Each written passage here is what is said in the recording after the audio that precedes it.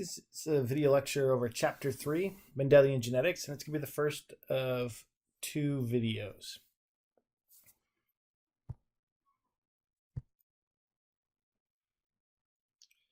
When we talk about Mendelian genetics, we can't not talk about the man who fathered this field of genetics, that of Gregor Mendel. So Gregor Mendel was an Austrian monk. We kind of denote him as the father of modern genetics because as part of his research and work that he did while working in the monastery, he became enamored with this concept of where do traits come from and can they be predicted? Are there rules that govern them?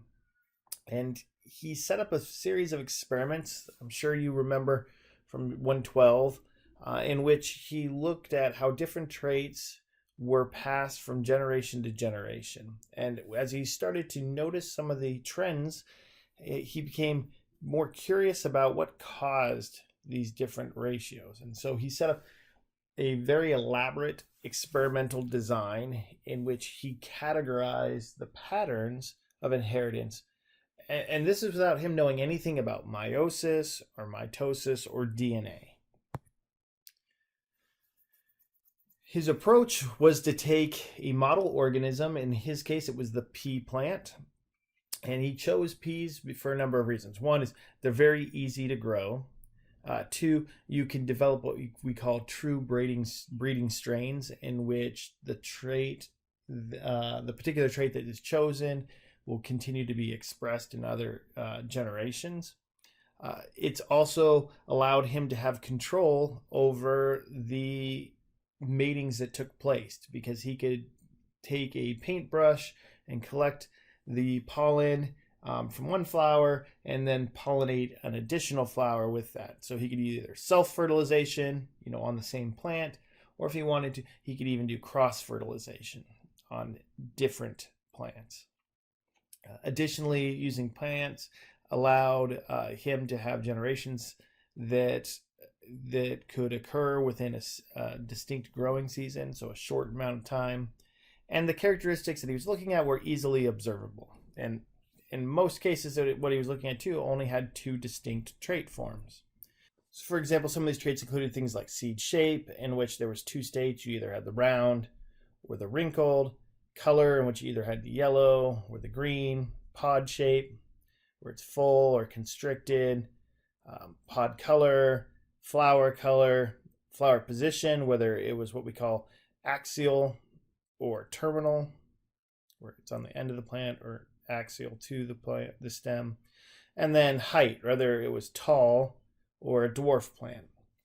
And he used these 7 visible features, and with each having just these 2 traits, to develop true breeding strains in which the plant would have, for instance, it would only produce green, round peas, and so on. So he developed these true breeding strains, and then he began doing self-fertilizations and cross-pollinations, and kept the records of what he found. And after doing these experiments, what Mendel started to notice is he started getting some of these ratios consistently. So when he would take a round and a wrinkled pea and cross them, in the first generation, he would get all round peas. But in the second generation, he would get this ratio of roughly a 3-to-1. And he would do this with each of these traits and found these same general relationships, a 3-to-1 relationship in the second generation. So this would be the parentals or the P generation. This is the first generation, the F1, and the F2 would then be the second generation, in which the F1s were just self-pollinated with themselves. What this looked like, again, is what we would now call a monohybrid cross. So in this case, we have a true breeding tall plant with a true breeding dwarf plant. Again, true breeding means if you took this plant and you self-pollinated it, one flower to another flower, the offspring, the seeds that plant would then produce would also produce a tall plant. So he would make these cross. That F generation, 100% of them would be tall, But then when he took this F1 generation and he self-crossed it with itself, he would then get 3/4 of them, or 75% of the plants, would be tall, but 1/4 would be dwarf. And on top of that, he found this to be the case regardless of which trait he started with. We call this a reciprocal cross. So if he started with dwarf plants, and the dwarf plants pollinated a tall plant, or if he started with tall plants and they pollinated a dwarf plant, the results of the F1 and the F2 were the exact same. So if he started with all dwarf plants and he pollinated a tall plant, in the F1 generation, all the plants were tall. So what did that mean to Mendel? Well, it helped him recognize that, hey, there's something going on with these two trait states, and one appears to be dominant over the other.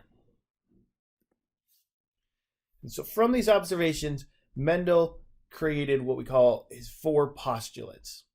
So in order to explain these results, his first postulate was, he said, okay, these unit factors exist in pairs within an organism. So each of these traits is controlled by what he would call a unit factor. The second postulate is that he said these unit factors either exhibit dominance or recessiveness. And this is why they had to be in a pair, right? One unit is dominant and the other is recessive. And if in a pair you have a single dominant, then the trait will always be dominant. And again, to put this in perspective, at this point in time when Mendel's doing these experiments, we know nothing about DNA, nothing about mitosis or meiosis. This is strictly him observing mathematical outcomes and saying, how could these outcomes exist when we have a plant that combines things together, and coming up with these. Now, these unit factors we now know to be alleles.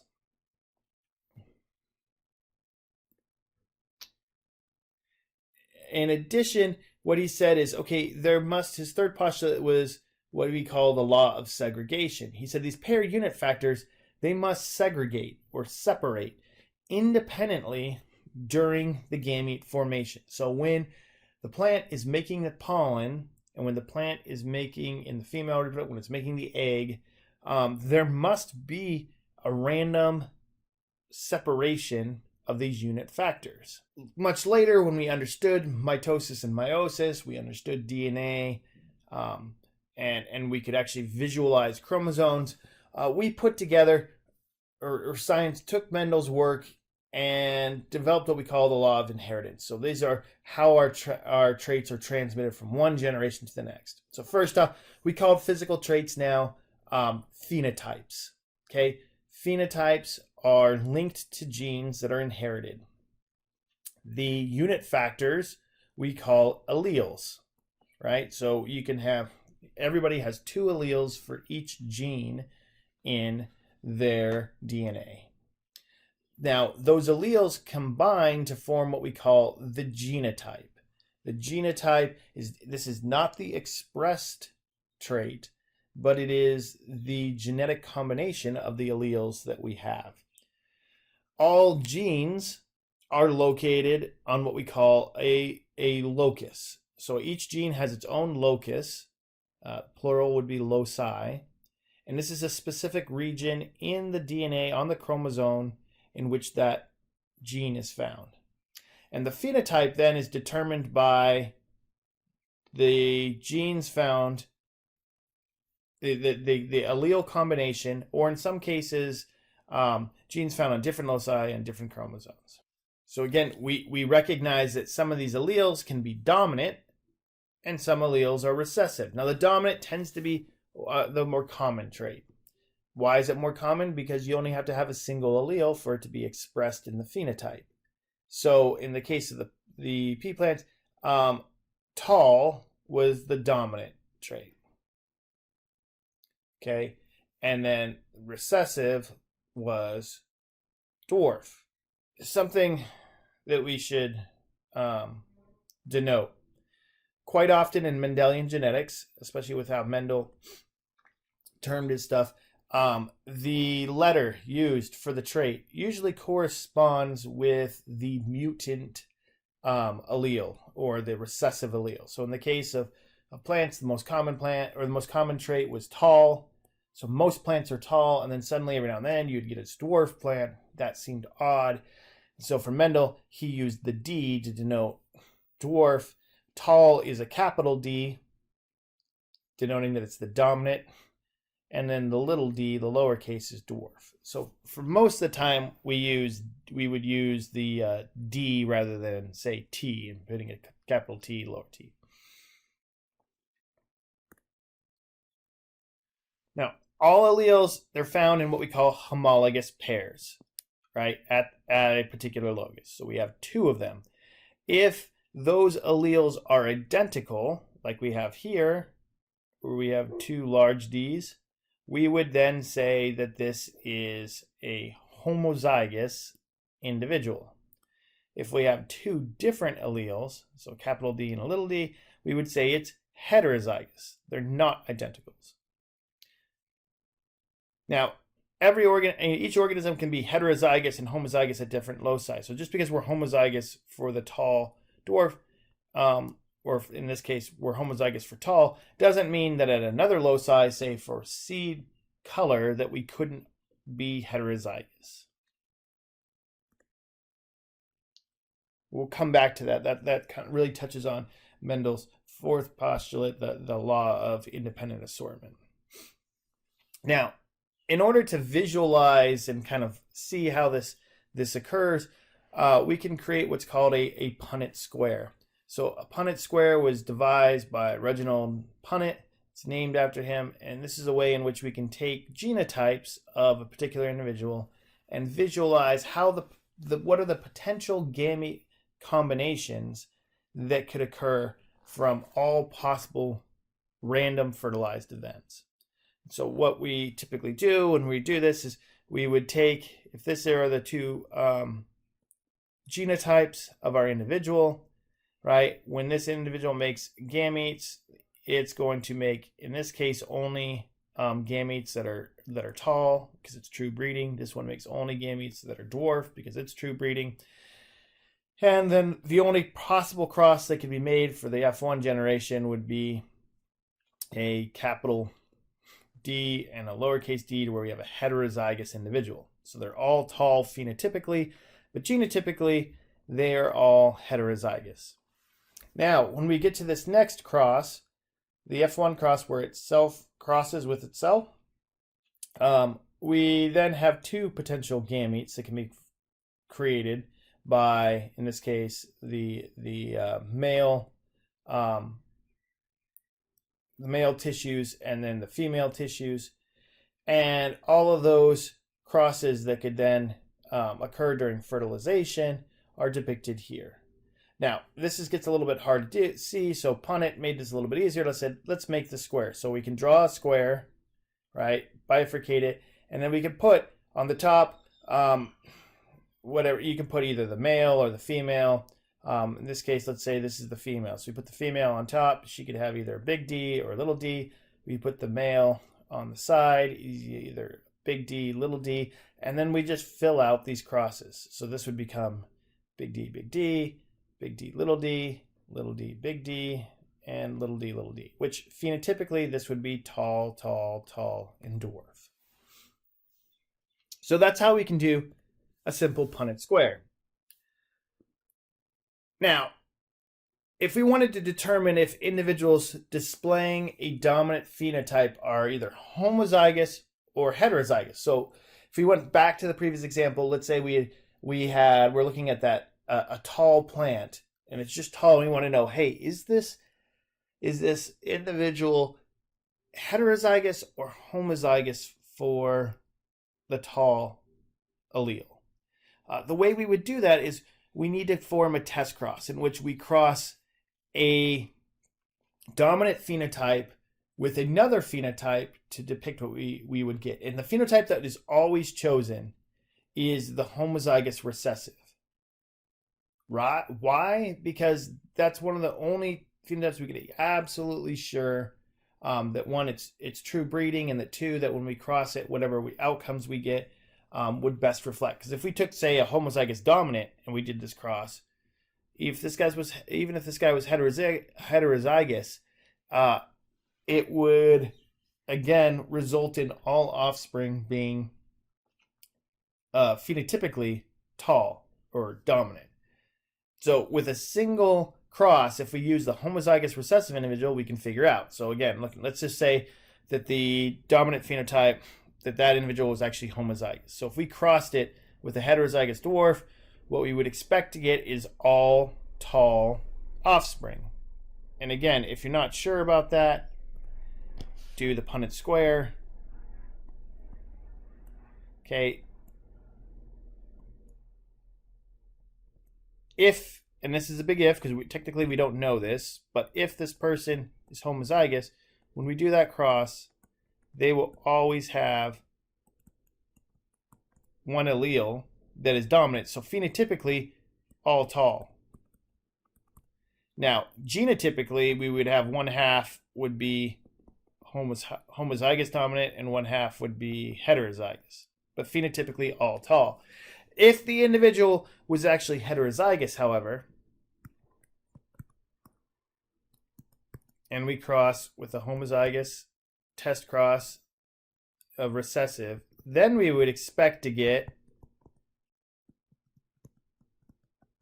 one half tall and one half dwarf.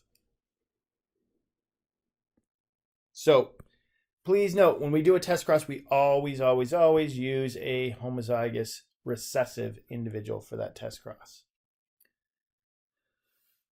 Now, so far we've just been dealing with one trait. What happens if we were dealing with two traits?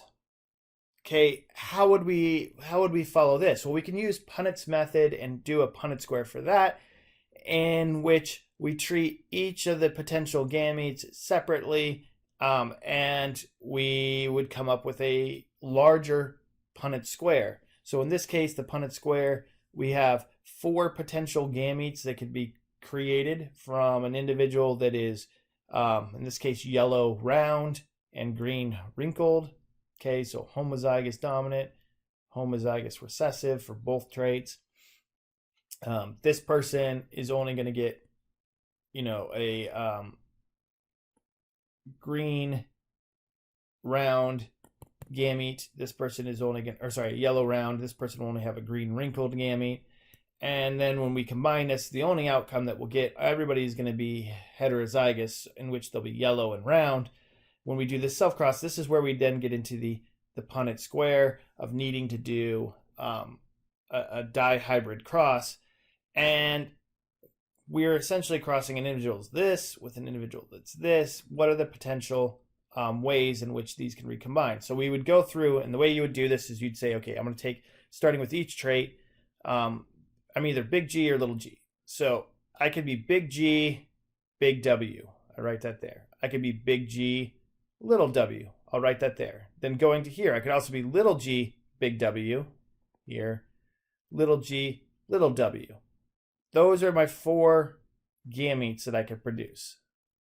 For this individual, they would be the same. I'd write them on this side. And then we would proceed to do the Punnett square, in which we add these together. So big G, big W, big W, big G, big W, little w, and so on and so forth. Okay. This can be done this way, and many of you have probably done a dihybrid cross. It's fine to do it this way. It can get a little bit confusing, though, and it's easy to make mistakes. What we see, though, when Mendel did these dihybrid crosses, is that he would get this new ratio. He would get this 9:3 to 3:1 ratio, in which when he started originally with 2 true breeding plants with 2 traits, and in that F1 did the self-cross, he would get this in which 9 out of 16 offspring would be yellow round, 3 out of 16 would be yellow wrinkled, 3 out of 16 would be green round, and then 1 out of every 16 would be green and wrinkled. So this ratio. And based off this observations, he developed his 4th postulate, namely the law of independent assortment, which stated that these unit factors, the traits, they assort independently from one another during gamete formation. So what that means is if we're looking at In this case, seed color, whether we are green or yellow, so yellow, green, and we're looking at seed shape, whether we are wrinkled or round. The traits for seed color will independently assort from the traits that are seed shape. So these two laws that we have, this is the law of independent assortment, and then we talked previously about the law of independent segregation. Independent segregation means if we're just looking at a single trait, there's an equal probability that you could either get the big G or the little g. Independent assortment says the probability of getting the big G in no way influences the probability of getting a big W or a little w. These two probabilities are mutually exclusive from each other. You have to look at them differently. So, again, if we think of this, it's like flipping a coin. Each time we're looking at one of these traits, it's a coin flip. It's a 50-50 chance. So we have to flip a coin to see whether we're heads or tails for this trait, and we would have to then flip another coin to see whether we're heads or tails for that trait.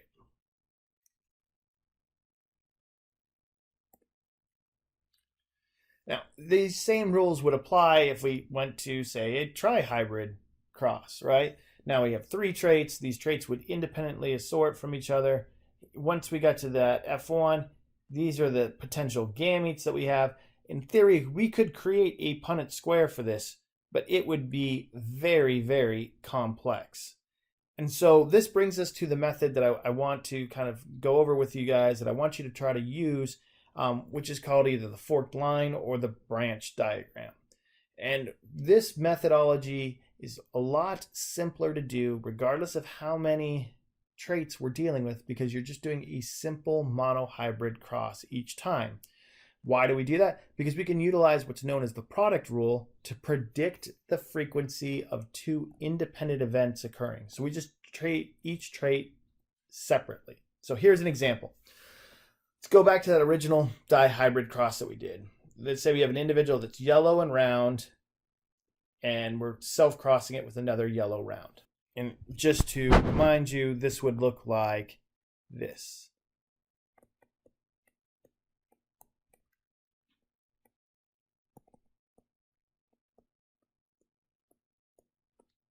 Okay, so when we're doing that, in the forked line method, all we're going to first deal with is the first trait. We're just going to deal with seed color first. And you can do this by making a small Punnett square. So we're going to just use the G's, right? These are the 2 gametes that you could potentially get. You're either going to get a big G or a little g from this individual. So I wrote them there. Either a big G, little g from this individual. I wrote them there. Then we fill out the Punnett square. And what we see is that 3/4 are going to be dominant, which is yellow, and 1/4 is going to be green. Now from this, we then draw 2 arrows, right? And we go to the second trait. This time now, the seed shape. Draw another Punnett square. And again, we fill it out.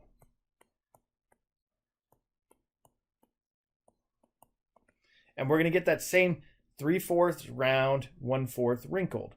And we would write that for each one of these. So we have this there, this there. And then we use the product rule, in which we multiply these probabilities.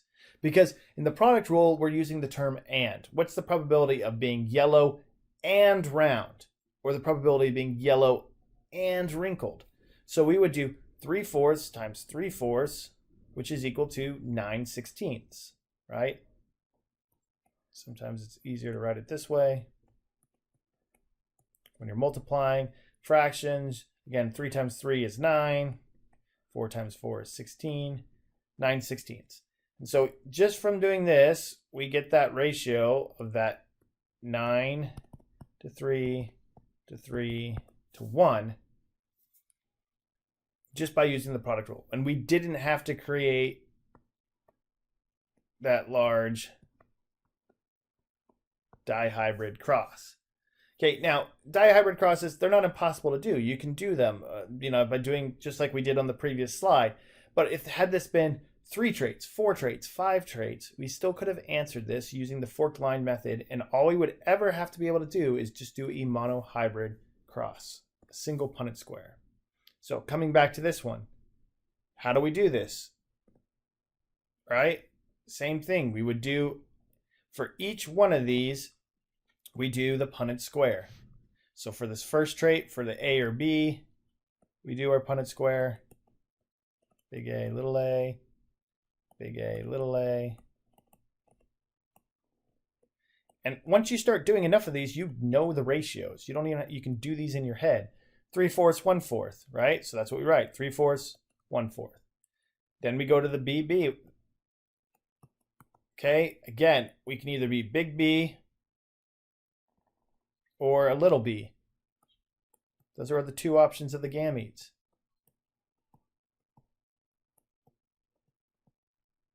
Another 3/4, 1/4 of phenotypes.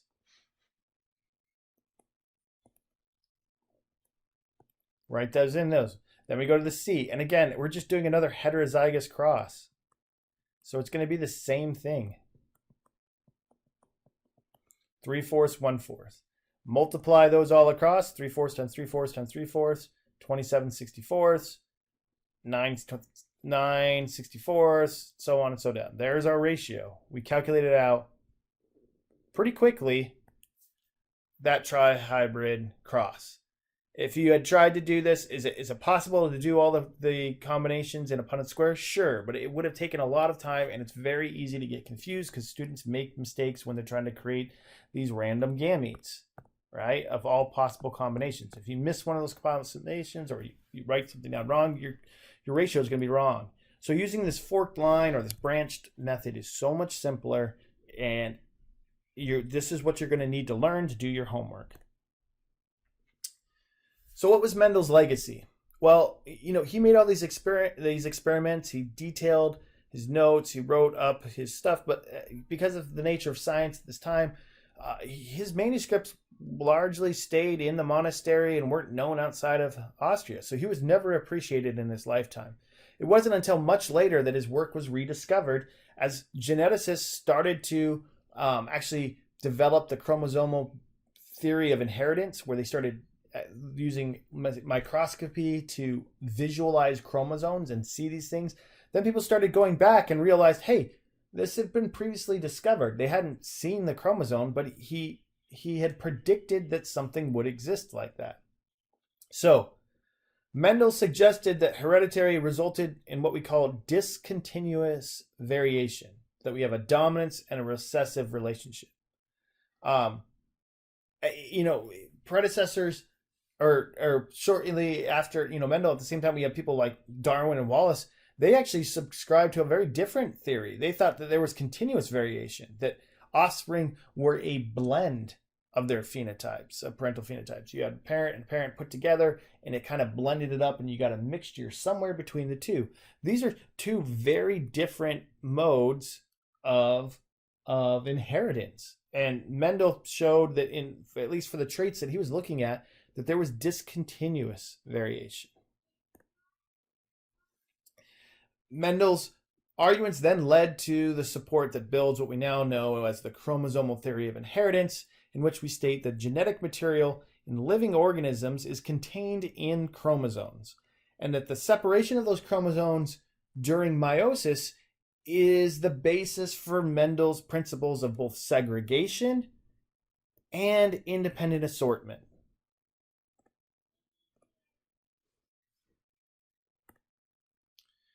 Okay, so this is the end of the chapter 3 part 1 series.